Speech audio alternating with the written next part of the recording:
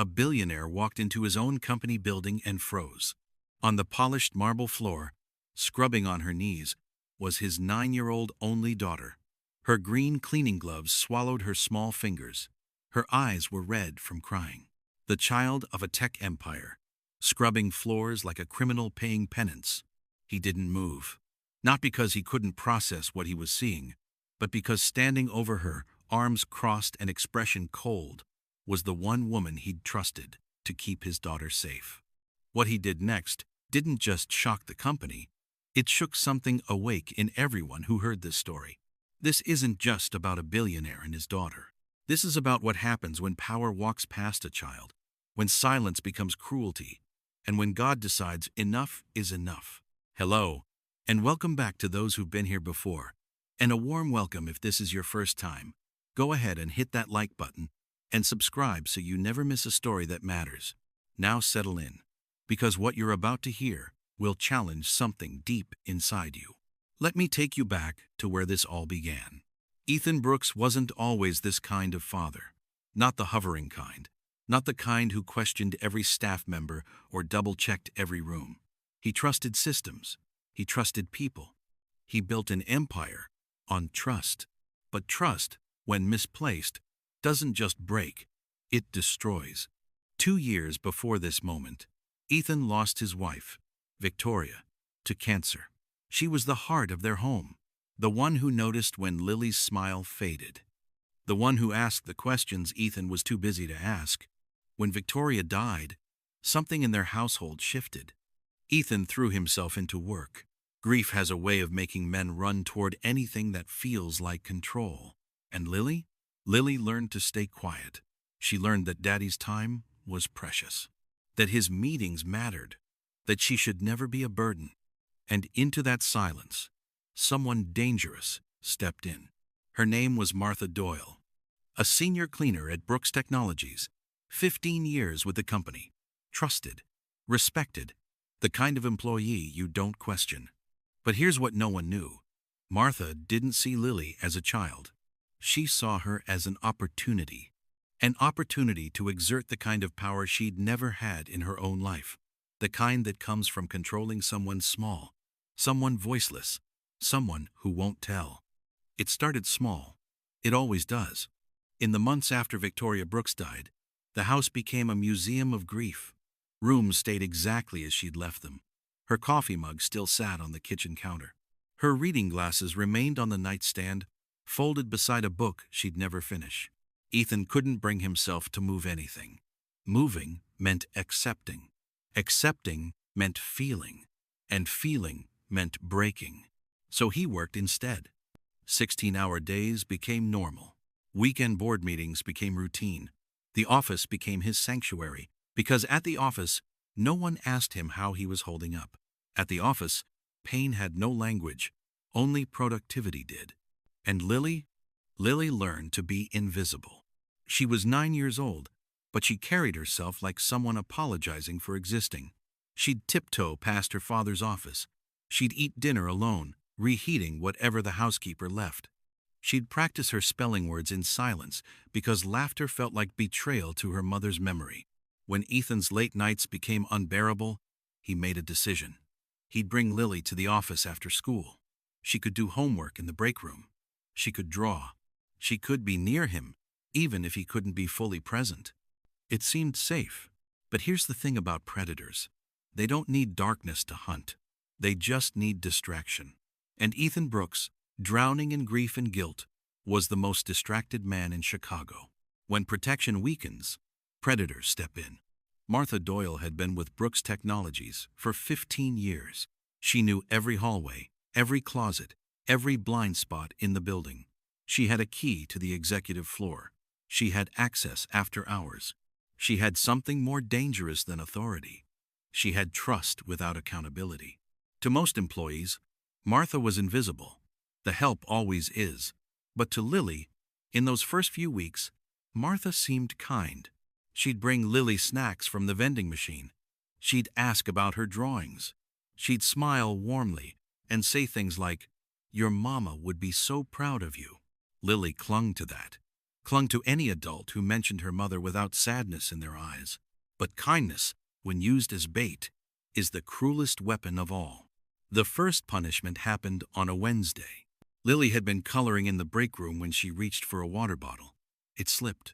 Water spread across the table, soaking a stack of papers someone had left behind. She panicked, grabbed napkins, tried to blot it dry, but the ink had already bled. That's when Martha walked in. Her expression shifted. The warmth drained from her face like someone had flipped a switch. She didn't yell. She didn't have to. Her silence was louder. "Do you know what those papers were?" Martha asked, her voice low and sharp. Lily shook her head, tears already forming. "Important documents. For your father's meeting. You just ruined them. I'm sorry. I'm so sorry. I didn't mean to." Martha crossed her arms, looked down at the child with something cold and calculating.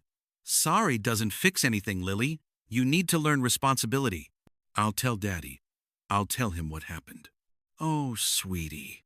Martha knelt down, her face close, too close. "Your daddy already knows. He asked me to teach you discipline. He said you've been getting too comfortable here. Said you need to understand that actions have consequences." Lily's heart sank. Her father said that? Her father, who barely looked at her anymore, had noticed her enough to be disappointed? "What do I have to do?" Lily whispered. Martha handed her a small cleaning cloth. "You're going to clean this mess, and then you're going to clean the floor, the whole break room, so you remember to be more careful. This is how abuse starts. Softly, with a lie wrapped in authority." And so it began. The next week, Lily spilled juice. Martha made her mop the hallway. The week after, Lily forgot to push in a chair. Martha had her wipe down every desk on the floor. Each time, the same refrain: "Your father wants you to learn." Each time, Lily believed it a little more. The tasks grew longer.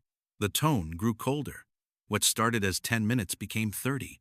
30 became an hour. Cleaning became routine, and fear replaced the small sparks of joy Lily had left. She stopped drawing, stopped humming, stopped asking her father about his day because what if he saw her as a burden? What if Martha was right? Employees walked past. Some glanced. Some hesitated. But no one said a word. "Not my place," they thought. "She's the boss's kid. Maybe this is some kind of lesson. Maybe I'm misreading it. Maybe if I say something, I'll lose my job." So they looked away, and in their silence, a child's world grew smaller. At night, alone in her room, Lily would kneel beside her bed and pray. She didn't know what else to do. "Mama," she'd whisper into the dark, "if you can hear me, please help. I don't know what I did wrong. I'm trying to be good. I'm trying so hard." She believed her mother was watching, believed God was listening. Even if people weren't, she'd close her eyes and imagine her mother's hands brushing her hair, her mother's voice saying, "You're loved, baby girl. You don't have to earn it." But in the mornings, when Martha's shadow appeared in the break room doorway, those whispers felt far away. And all the while, in the corner of the executive floor, a security camera blinked. Red light, on and off, recording everything, saving every frame, every moment, every lie. Because even when people stay silent, heaven records everything. The voice that cut through the hallway wasn't loud. It didn't have to be. "What is happening here?" 4 words. Quiet. Controlled. But they landed like thunder. Every head turned. Employees who'd been pretending not to notice suddenly froze mid-step. Keyboards stopped clicking. Phones were lowered. The air itself seemed to hold its breath. Ethan Brooks stood 10 feet away, briefcase still in hand, his eyes locked on the scene before him. His daughter, on her knees, scrubbing. And standing over her, arms crossed like a warden, was Martha Doyle. Martha's face shifted fast. Too fast. The coldness vanished, replaced by a practiced smile. "Mr. Brooks, you're back early. I asked you a question." His voice was steady, but there was something underneath it. Something molten. "What is happening here?" "I was teaching Lily responsibility, sir. She made a mess earlier and I thought." "You thought?" Ethan's eyes didn't leave his daughter. Lily hadn't looked up. She was still scrubbing, her hands trembling, her small shoulders hunched, as if trying to disappear. "You thought you had the authority to put my child on her knees in the middle of my company?" Martha opened her mouth, but before she could answer, Lily spoke. "I'm sorry, Daddy." Her voice was so small, so broken. "I'm almost done. I promise I'll do better. Please don't be mad." Ethan's chest tightened. His daughter wasn't defending herself. She was apologizing. Apologizing for being caught. Apologizing for existing. This is what abuse does. It doesn't just hurt a child. It teaches them to blame themselves for the pain. He knelt down slowly, his knees hitting the cold marble floor beside her. "Lily, look at me." She shook her head, tears streaming. "I just need to finish. She said you wanted me to learn." "Look at me, sweetheart." Finally, she did. And when her red, swollen eyes met his, something inside Ethan Brooks shattered. "You don't have to clean anything," he whispered. "You never did." He stood, turned to face Martha. His voice was no longer quiet. "Security." Now, within seconds, 2 officers appeared from the corridor. Ethan didn't take his eyes off Martha. "I want every piece of footage from this floor for the past 3 months. Every camera, every angle. I want it pulled, and I want it now." Martha's face went pale. "Mr. Brooks, I think there's been a misunderstanding." "Then the footage will clear that up, won't it?" One of the guards spoke into his radio. "Pulling executive floor surveillance. All archived footage. Last 90 days. The tension in the hallway was suffocating. Employees had gathered now, standing at a distance, watching. Some looked confused. Others looked sick. A few couldn't meet Ethan's eyes. Martha tried again, her voice shaking now. "Sir, I was only trying to help. Lily's been struggling with boundaries, and I thought—" "Stop talking." She did. Minutes passed like hours. Then a laptop was brought. The security chief, a man named Derek, set it on a nearby desk and began typing. Ethan stood beside him, his jaw tight. Lily sat on a chair someone had brought. Clutching a blanket an assistant had wrapped around her. "Footage is ready, sir," Derek said quietly. "Play it?" Out loud. Derek hesitated. "Sir, maybe in private." I said, "Play it." The screen flickered to life.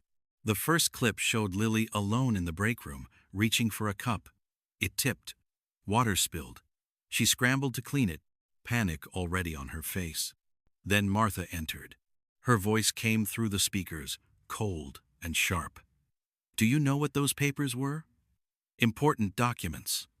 For your father's meeting. You just ruined them." Lily's small voice, shaking. "I'm sorry. I'm so sorry." "Sorry doesn't fix anything. Your daddy already knows. He asked me to teach you discipline." Ethan's fists clenched. Around him, employees exchanged horrified glances. The next clip showed Lily mopping a hallway, her arms barely strong enough to push the mop. Martha stood watching, not helping, just watching. Another clip. Lily on her knees, scrubbing a floor while employees walked past. One man slowed, looked, kept walking. That man was standing in the hallway now. His face had gone white. The final clip was from this morning. Martha's voice again, harsher now. "If you don't finish this, I'll have to tell your father how lazy you've been, how disappointed he'll be." Lily, crying, scrubbing faster. The laptop went silent. No one moved. Martha stood frozen, her mouth half open, her excuses dying on her tongue. She'd been exposed without a single word of defense. The footage had spoken for her. Ethan turned to her slowly. When he spoke, his voice was ice. "You're fired. Effective immediately. Mr. Brooks, please. Security, escort her out. Contact the authorities. I want a full report filed for child endangerment, abuse of authority, and harassment of a minor." Derek nodded. "Yes, sir. But I've been here 15 years. And you used every one of them to build trust you didn't deserve." Ethan's voice rose now, sharp and final. "You manipulated my daughter. You lied to her. You told her I approved of this." He stepped closer. Not threatening, just present. "Justice isn't cruel, Martha. Silence is. And I was silent too long." 2 officers took her by the arms. She tried to protest, tried to twist free, but it was over. She was walked down the hallway, past every employee who had looked the other way, and escorted out of the building. The door closed behind her with a heavy click. The hallway was still. No one spoke. No one knew what to say. Ethan turned to the employees, his voice quieter now, but no less firm. "If any of you saw this happening and said nothing, you failed her, and you failed yourselves." Some looked down. Others nodded, shame clear on their faces. "This company will do better. We will be better. Starting today." Then he turned to Lily.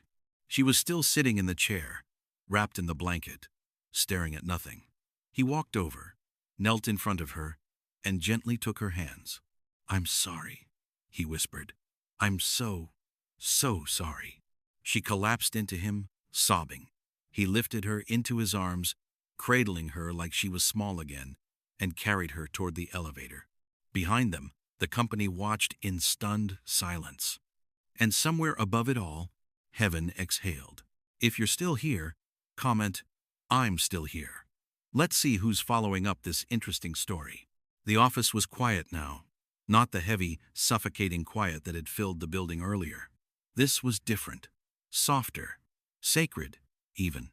Ethan sat in his private office with Lily curled up on the leather couch beside him, still wrapped in the blanket someone had given her. He'd shut the door, turned off his phone, canceled every meeting for the rest of the week. For the first time in 2 years, nothing else mattered. He sat across from her, elbows on his knees, hands folded, searching for the right words. But there were no right words for this. No script for telling your daughter you failed her.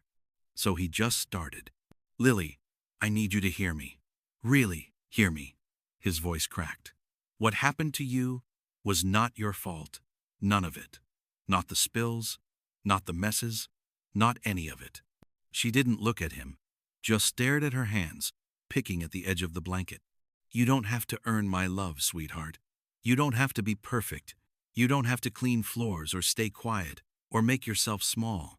Her lip trembled. "But you were always so busy. I thought if I was good enough, you'd have time for me." And there it was. The fear beneath the fear. Not just the abuse, but the abandonment. The belief that love was conditional, that she had to perform to be seen. Ethan's chest tightened. He moved to sit beside her, gently turning her to face him. "Lily, listen to me. I was wrong. I buried myself in work because I didn't know how to live without your mom. I thought if I stayed busy, the pain would go away. But I left you alone, and I'm sorry. I'm so sorry." Tears spilled down her cheeks. "I miss her, Daddy. I know. I miss her too." "Do you think she's mad at me? Mad at you?" Ethan pulled her close. "Baby, no. She's not mad. If anything, she's the one who brought me back early today." Lily looked up at him, confused. He nodded slowly, his own eyes wet now. "I wasn't supposed to be here. That meeting was scheduled until 5, but something told me to leave. Something I can't explain. And I listened." He took her small hands in his. "I believe God saw you, Lily, even when I didn't. Even when no one else did. He saw you. And he made sure I did too." She was quiet for a long moment. Then, in the smallest voice, she whispered, "I prayed every night. I asked Mama to help." Ethan's throat closed. He pulled her into his chest and held her like he should have been holding her all along. "She heard you, and so did God. You were never alone, sweetheart. Never." He kissed the top of her head and spoke quietly, but with the weight of a vow. "You were never meant to earn love. Love is a gift, from me, from your mom, from God. You don't work for it, you just receive it." The next morning, Ethan called an all-staff meeting. The conference room was packed. Employees filled every chair, lined the walls, stood in the doorway. The air was tense. They all knew why they were there. Ethan stood at the front. No podium, no notes, just him. "What happened yesterday can never happen again. Not here, not anywhere. He let the words settle. We are implementing immediate policy changes, mandatory child safety training for every employee, a zero-tolerance policy for abuse of authority, and an anonymous reporting system so that silence is no longer an option. He scanned the room, making eye contact with those who'd walked past his daughter without a word. Some of you saw what was happening, and you said nothing. I'm not here to shame you. I'm here to ask you to do better. We all have to do better. One woman in the back raised her hand, her voice shaking. Mr. Brooks, I saw her cleaning once. I thought maybe it was a father-daughter thing. I didn't know. Ethan nodded. I understand. But now you do. And now we all have a choice. We can look away, or we can stand up. There is no middle ground when a child is involved. The room was silent. This company is built on innovation, on excellence, on trust. But if we can't protect the most vulnerable person in this building, then we've failed at the most basic level of humanity. He paused, his voice softer now. I failed my daughter, but I'm not going to fail her again. And I'm asking you to stand with me. One by one, heads nodded. 3 weeks later, Lily laughed. It was a small sound at first, surprised and unsure, like she'd forgotten how. They were at home, in the kitchen, making pancakes together. Ethan had gotten the batter all over the counter, and Lily had giggled at the mess.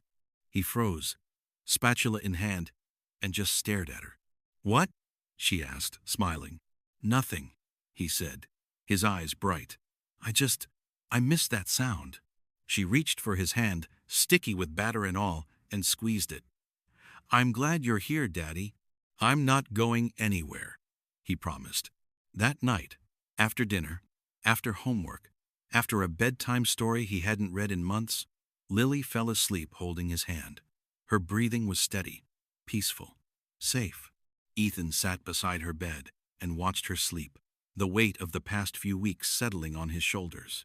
He'd come so close to losing her, not to death, but to something quieter, to fear, to silence, to the belief that she didn't matter.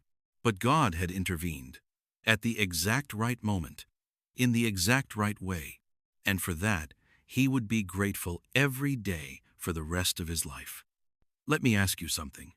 What would you do if you saw a child being treated this way? Would you speak up? Would you look away? Would you convince yourself it wasn't your place? Because here's the truth.